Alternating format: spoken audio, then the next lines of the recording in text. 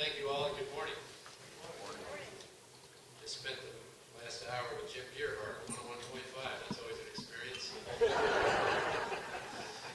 Tomorrow I get to see Dennis and Michelle. Even more of an experience, I gather, from what they've been saying about me in the last couple of days, but part of the game here, I guess, in politics, you take the slings and arrows that are thrown in your direction. First, let me, again, thank you for the opportunity to speak before you today. ACNJ is an organization that I've had great respect for a very long time. When I was in the Kane administration, and I've got a doctorate in education, so I came out of the education world. I have a great passion for education. I have a great passion for kids, for never giving up on a kid, no matter what happens. And the one thing that I've always felt is that the hallmark of this organization is never giving up on kids. And what I've liked most about what ACNJ has been about and stood for, dealing with the facts. Let's start with the facts. I've talked a lot about that in my campaign.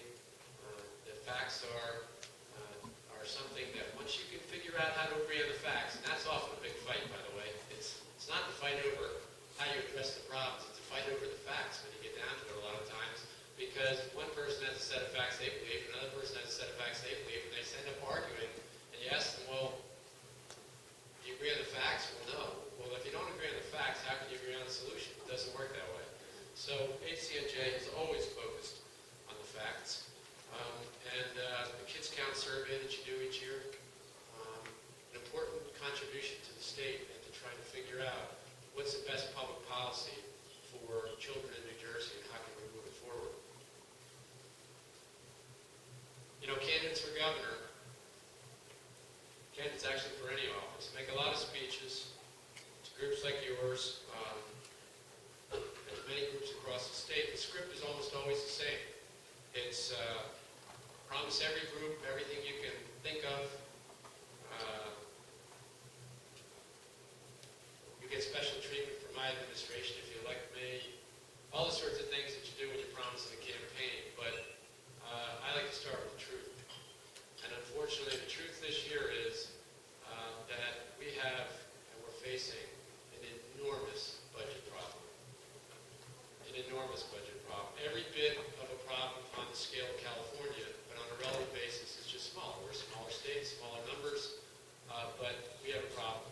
Next year, the Office of Legislative Services is projecting an $8 billion budget gap. $8 billion. Last year, we fought over about $1 billion or $2 billion, and now it's going to be $8 billion. So the question is, how can you do that and continue to provide the kind of safety net for the poor and disadvantaged that's been a bipartisan legacy of accomplishment in New Jersey, from Governors Kane and Byrne, or Byrne and Kane in order, to Governor Corzine today? There have been some real strides made. We've got more kids in the family care program. We've done a number of things. We've got progress in our AVID districts, or no longer called AVID districts, of course, but we've made great progress in the preschool area. So one area, actually, we can show real progress in some of those communities. Because as you know, in those same communities, our high school graduation rate is still over 50% in a number of cases. And the remaining kids, out of those 50%, only half of them pass the high school proficiency assessment test. And yet we're spending billions of dollars and a half for the last 30 years in those districts trying to improve them. And yet those are the results. That's shameful. I mean, that to me is shameful. It's the equivalent. I use the example. If you have a factory making chairs, and the assembly line's coming down, and just suddenly 50% of the chairs disappear. Gone. Where are they? Don't know. Can't find them. 25% of the remaining chairs are defective, so that when you pull them off the assembly line, sit them on the floor and sit down, they fall apart. That company wouldn't last a week in business. And yet we allow our education system to have those kinds of results in New Jersey. That's a moral issue in my mind. It's not just an education issue. And so we've got to figure out how we can do that, how we can improve it, and at least it begs the question of how are we spending our money, and are we spending it as well as we might, when we know that we're getting those results. So I've been a fan of things like, first, fixing this public school. By the way, I'm a public school guy. I went to public schools. My kids went to public schools. I'm a deep believer in public schools. But I'm also a deep believer in accountability. When schools fail, we ought to say it.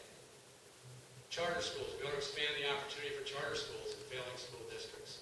And charter schools actually have been more successful than people realize because we've had about 24, 25 of them closed. So how is that a success? Because when we have failure, we acknowledge it in the charter school program. We don't keep perpetuating the myth that maybe if we keep just pouring more money there or trying something, it'll work. It doesn't always work. So when schools fail repeatedly, we ought to do something to fix them. And we ought to do it by either first fixing the school in question or figuring out we have some successful public schools in urban areas, very successful ones, and we ought to figure out how to replicate them. What is it that they're doing right that the school 10 blocks away is doing wrong or in the next town is doing wrong? We ought to figure out how to fix that school to replicate the success. But if we continue to be unsuccessful, then we ought to acknowledge it and give kids a choice, give them an opportunity, either expand charter schools or to provide vouchers maybe.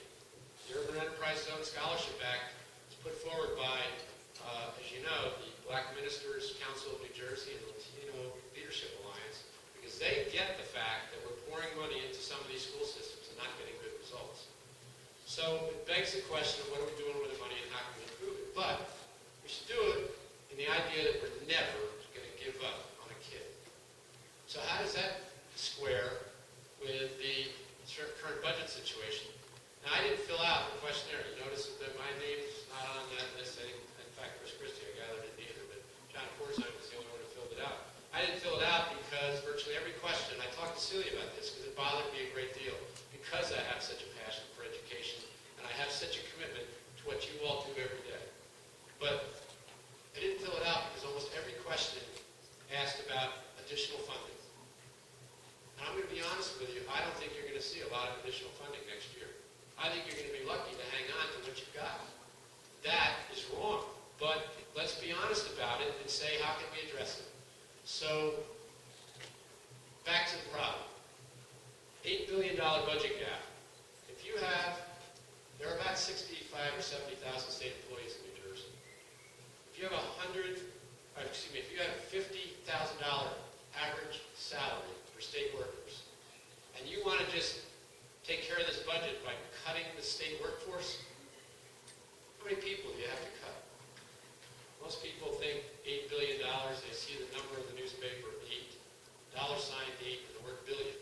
They don't see a $8 and 9 zeros. That's a big number. The answer to the math question is 160,000. 160,000 times 50,000 is 8 billion. So we're going to fire state workers twice or 3 times. It's ludicrous. We're not going to do that. So the question is, where are we going to get the cuts? Too often they fall on social services. Too often they fall on programs that you all operate and run every day. And we've got to figure out how not to let that happen. But the idea that we cannot let that happen and give additional money, again, to be honest, and if we're all going to be straight up with each other, it's probably not going to happen. So where are we going to deal with this $8 billion without further harming programs that you've already had harmed because of cuts in some areas?